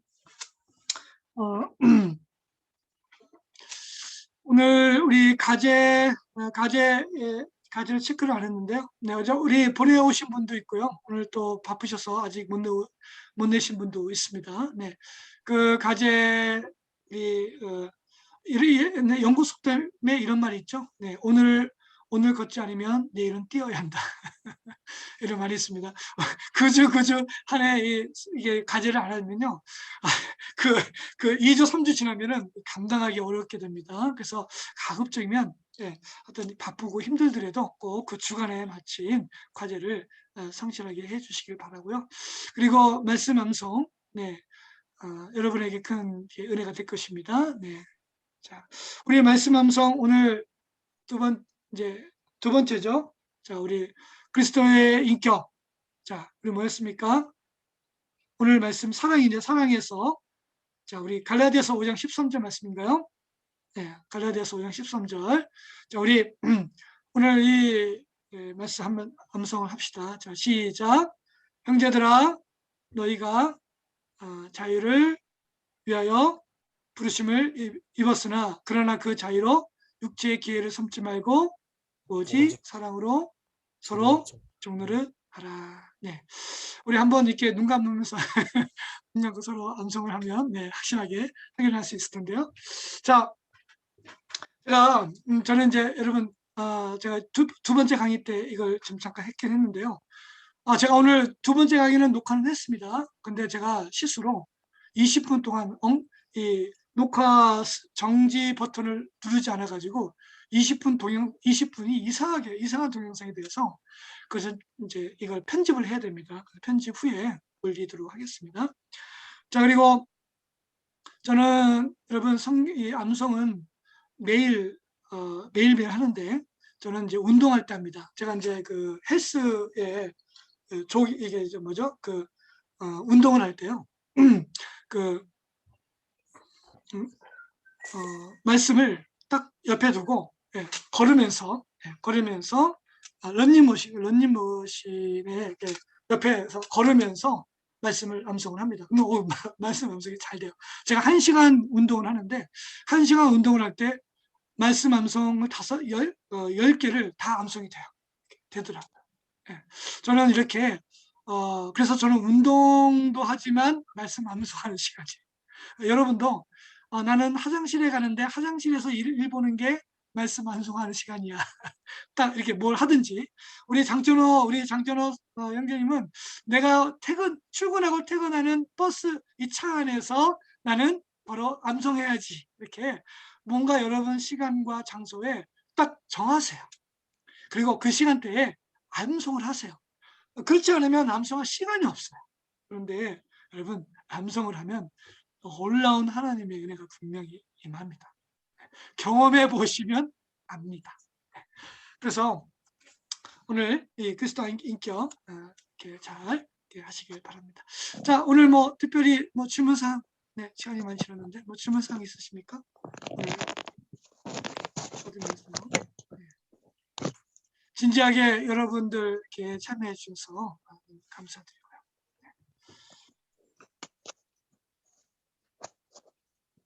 네, 저는 그 교재의 교재를 정말 네. 엄청난 양을 과제 주신 것까지 지금 읽으면서 네. 그 성경의 그때 당시의 그 말씀의 배경과 오늘날의 우리랑 조금 대조되는 것을 보게 됐습니다. 그죠. 네. 그래서 예를 들면 이제 부자와 가난한 자 이제 이런 것들을 이제 성경에서는 이제 야고보가 얘기하는 것은 부자를 굉장히 약간 부정적으로 표시를 했잖아요. 성경 자체도 네. 예수님도 이제 부자에 관해서 이제 좀 부정적으로 말씀하셨는데 네네. 그때의 그 부자들하고 현재 이제 크리스찬인 뭐 기업인들 뭐 네. 그리고 이제 일단은 뭐 한국은 북한과 다르게 이제 뭐 몸이 건강하면 걸어서 이제 많이 저축도 하고 또 좋은 일도 하는 이렇게 그 북한을 기준으로 하면 우리가 부자죠. 그렇게 되어 있는데 그러면 이 성경책을 읽으면서 그 부자의 개념에 대해서 한번 좀 오늘날을 배경으로 한 그런 정말 딱 꽂혀지는 말씀들. 그러니까 부자란 성경에서의 부자는 그때 당시 그 배경의 그 부자 정말 예수님도 안 믿고 좀 이렇게 그 사람들을 관가로 끌고 가는 그 가난한 사람들을 끌고 가는 그 교회는 회당에 다니는데도 그러니까 회당에 들어온 것을 차별한다 했을 때는 그 부자들도 이제 예배드리기 위해서 회당에 들어오는 거잖아요. 그런 거 아닌가요? 맞아요. 네. 그런데 여기 2장에 보면 2장 그 야고보가 그러거든요.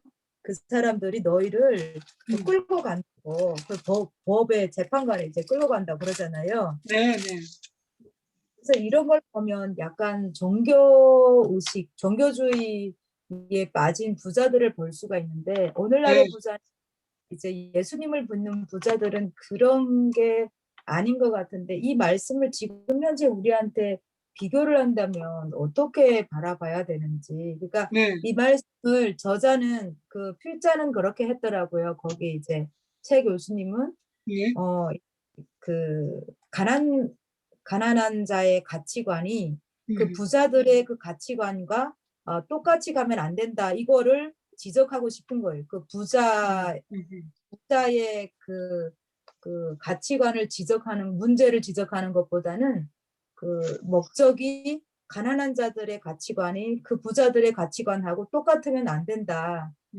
그 말씀이 심긴 자들은 달라야 된다. 이거를 지적하고 싶은데 그러면 이 오늘날의 이 말씀을 어떻게 우리에게 적용을 해야 되는지. 네. 사실 우리 말씀, 좋은 말씀 감사하고요. 네. 자, 우리 1장 10절에 보면 부한자는 자기의 낮아짐을 자랑하라고 했지 않습니까? 우리 지난주에 강의했던. 근데 이것을 좀 부연 설명이 안 돼서 이번에 이제 두 번째 녹화할 때 이 부분에 대해서 제가 좀 얘기를 좀 했습니다. 뭐냐면, 자, 부한 자들은, 낮은 형제는 자기의 높음을 자랑하라고 했지 않습니까? 그 낮은 자가 자기 높아진 주의를 자랑하라고 한 것인데, 그건 이해가 돼요. 근데 10절에 부한 자는 자기의 낮아짐을 자랑하라. 동일하게 부한 자는 자기 부함을 또 자랑해야 되는데 여기서는 반대로 부한 자는 자기의 낮아짐을 자랑하라는 것이죠.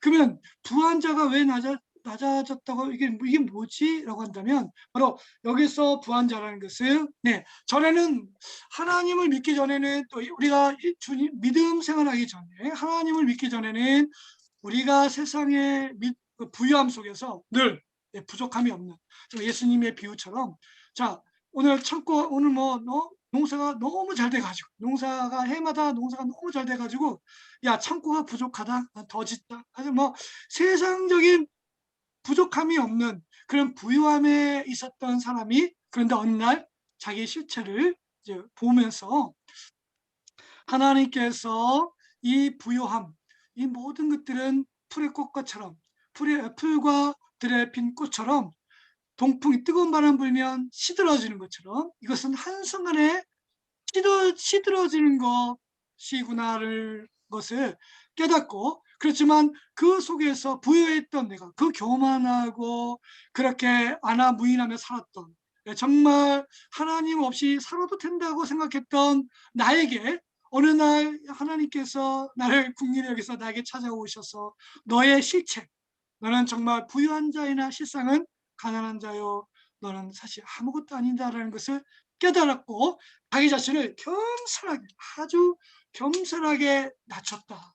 그러면서 그 영원하신 하나님의 은혜 속에서 내가 새롭게 태어났다. 그래서 나는 부유하지만 나의 부유함은 이 세상의 부유함이 아니고 예수 그리스도 하나님을 믿는 그 믿음 안에서 겸손해진 나의 이 부유함, 나의 이 낮아짐을 자랑한다. 어떻게 이것을 강조했다고 보고요. 오늘 지연아 선교사님이 사실 우리가 이 부한 자와 가난한 자를 이렇게 딱 봤을 때 마치 이 부한 자와 하나님은 부한 자를 별로 안 좋아하시고 가난한 자만 좋아하시냐. 아까 레이기 말씀에서도 이거 분명히 이제 이런 오해를 없애기 위해서 레이기 19장 15절 말씀을 이렇게 하셨거든요. 우리 한번 레이기 한번 읽어보고 성경책 레이기 19장 15절 한번 보겠습니다. 우리 레이기 우리 이 말씀이 우리에게 또 좋은 해답을 줄 수 있는 말씀이라고 생각을 하는데요. 자, 레이기 19장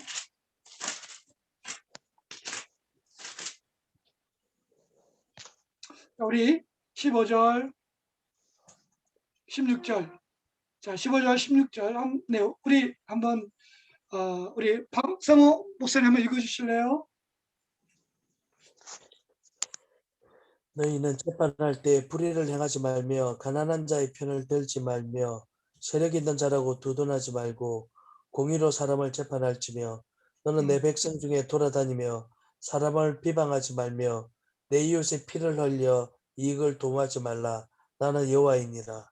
네, 그렇습니다. 자, 여기 15절에 재판할 때 아까 제가 얘기했죠. 재판할 때 가난한 자라고 그 가난한 자의 편을 들어서는 안 된다. 그리고 또 세력 있는 부한 자라고 해서 그것을 또 두둔해서도 안 된다. 오직 공의와 정의로 정확하게 판단한다. 이 말씀은 나는 여호와니라. 그 말씀은 결국 뭐겠어요?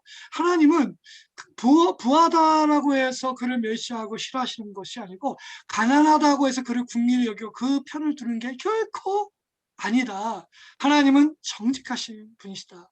그러므로 가난한 자든 부한 자. 여러분 그 예수님께서 그 가난하고 어려운 죄인들 가난한 사람들을 물론 돌보시고 그들을 이렇게 이렇게 사랑으로 만나주시고 도와주셨습니다. 그렇지만 삭개오 같은 인물은 세리였습니다. 그때 그 당시에 굉장히 부자였습니다. 네, 부자였다는 거 알 수 있죠.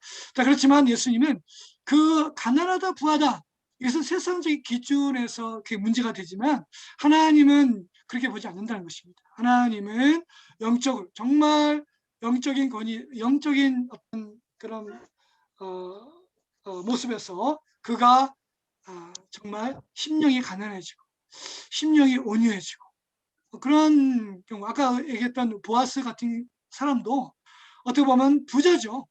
부자지만 이 보아스는 아주 너무나 부족함도 없는 그러한 갑부 그러면 요즘 말하면 지주죠, 지주. 땅 부자, 지주.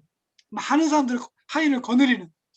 그렇지만 그 마음 하트, 그 마음 하트에는 헤세드, 하나님의 그 자비하심, 국민하심, 그 사랑이 있었다는 거죠. 있었다는 것이고. 그래서 가난한 사람은 그 가난을 자랑할 필요도 없고, 부한 사람은 그 부함을 또 자랑할 필요가 없는 거죠. 또 그래서 우리가 이 부분을 좀 정확히 좀 이해를 해야 된다고 생각을 합니다. 네. 다만 여기서 이제 우리 눈에 비치는 것은 차별. 근데 은근히 그래요. 부한 사람과 가난한 사람 둘이 있을 때, 그죠? 예, 차별하는 거. 그것은 어떻게 그건 네 있을 수밖에 없다고 얘기하죠. 네. 어떻게 보면 저도 좀 그런 것 같아요. 제가 어느 날 여 전도사님이 그래요. 목사님은 그 헌금을 많이 내거나 11조를 많이 내거나 11돈이 정말 어려워서 11조를 못 내는, 그야말로 그냥 감사헌금밖에 못 내는 그러한 성도가 있을 때 차별하지 않았으면 좋겠습니다 하는 그런 얘기를 좀 들었습니다. 네. 자, 우리 안에 그런 것들은 사실 조심해야 되겠죠. 우리 아까 얘기했던 대로 어떻게 보면 무슨 일을 하든지 마음을 다해서 주님께 하듯 하고 사람에게 하듯 해서는 안 된다. 너희는 주 그리스도를 섬기는 자다. 그래서 저는 저보다 못한 이런 것도 안 되죠. 그러니까 어떤 사람이든 그러면 우리나라 안에 이런 것들이 좀 없어져야 되겠죠. 가난한 나라에서 돈 벌려고 온 외국 근로자들 함부로 판단해서는 안 되는 것이고, 참 이런 것들이 사실 우리 그리스도인들이 앞장서서 우리 사람들에게 가르쳐야 되고 또 알려야 한다고 생각을 합니다. 그러기 위해서 우리가 먼저 본이 돼야 돼요. 아멘. 본이 돼야 돼요. 그렇습니다. 그래서 저는 오늘 이 암송 말씀하면서 그 요한복음 14장 21절에 내 계명을 가지고 새 계명을 너에게 주노니 서로 사랑하라. 요한복음 13장이군요. 새 계명을 너에게 주노니 서로 사랑하라. 내가 너희를 사랑한 것 같이 너희도 서로 사랑하라. 그리고 너희가 서로 사랑하면 이로써 모든 사람들이 너희가 내 제자인 줄 알리라 했는데, 이 짧은 말씀 속에서 서로 사랑하라는 말이 3번 나와요. 내가 너희를 사랑한 것 같이 너희도 서로 사랑하라. 너희가 서로 사랑하면 그래서 모든 사람들이 내 제자인 줄 알리라. 서로 사랑하라 할 때 예수님께서 우리를 사랑하신 이유가 뭐겠습니까? 가난해서 제가 이렇게 생각해요. 예수님이 나를 정말 별 볼일 없는 사람이기 때문에, 가난하고 아무 부족한 사람이기 때문에, 그렇기 때문에 나를 사랑하셨다. 사랑하신 이유가 그냥 사랑이죠. 예수님이 나를 그렇게 사랑하셨듯이 우리도 서로 차별 없이 가난하든 부하든, 저는 그 한사랑 안에서 정말 많은 은혜를 깊이 경험했던 게 뭐냐면, 제가 20살 때 한사랑을 나갔어요. 근데 제가 대학교를 나오지 못했어요. 저는 상업고등학교를 나왔어요. 왜냐면 우리 집이 가난했고, 저희 집이 가난했고, 저희 아버님이 나이가 많으셨어요. 그래서 저는 이제 대학 진학 꿈도 못 꿨어요. 그래서 저는 이제 대학 진학보다는 이제 상업고등학교 상무를 가서, 그래서 제가 이제 직장이 됐어요. 20살 이제 졸업하고 나서 바로 직장이 됐어요. 근데 제 또래 친구들은 대학교를 가는데 좀 부러웠어요. 그런데 이제 제가 한사랑에 딱 갔는데, 와, 한사랑에 보니까 뭐 서울대 출신, 고려대, 연세대, 뭐 하여튼 이 한사랑의 이 학생들 보니까 다들 엘리트야. 엘리트고 정말 내가 그토록 가보고 싶었던. 근데 제가 거기에서 교제를 하는데 이제 소개를 합니다. 저는 서울대 몇 학번 누구입니다. 저는 고려대 몇 학번 누구입니다. 근데 뭐 어찌고 어쩌요. 그런데 야, 이거 내 소개를 할 때 저는 고등학교를 졸업하고 그리고 저는 이제 바로 20살이지만 아니죠. 저는 20살인데 바로 어디 진흥물산이라는 회사에 다니고 있습니다. 저 친구는 저 형제는 대학을 안 나왔고 바로 취업을 했구나. 그런데 그 한사랑에 있는 이 형제들이 얼마나 저를 막 사랑해주고 뭐 전혀 뭐 차별 없는 그러한 정말 그리스도의 사랑으로 안아주는 그 사랑 속에서 제가 얼마나 많은 위로와 이렇게 평안을 누렸는지 모릅니다. 그래서 우리 공동체 안에 사실 그리스도 안에서 모두가 존중이 여기고 또 기이 여김 받는 그러한 교제, 코이노냐 교제가 되어야 한다고 생각을 합니다. 네, 그렇죠? 네, 그렇습니다. 좀 이해가, 좀 도움이 됐나요, 진호 선교사님? 아니면 네. 네, 그렇습니다. 어쨌든 정말 사랑하고 축복합니다. 네, 그 이유는 바로 우리는 예수 그리스도 안에 있기 때문에 예수님 이름 때문에 예수님 때문에 사랑합니다. 축복합니다. 서로 한번 인사 나눠주시고 다음 주에 또 뵙겠습니다. 감사합니다. 축복합니다.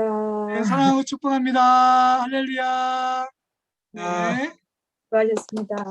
할렐루야.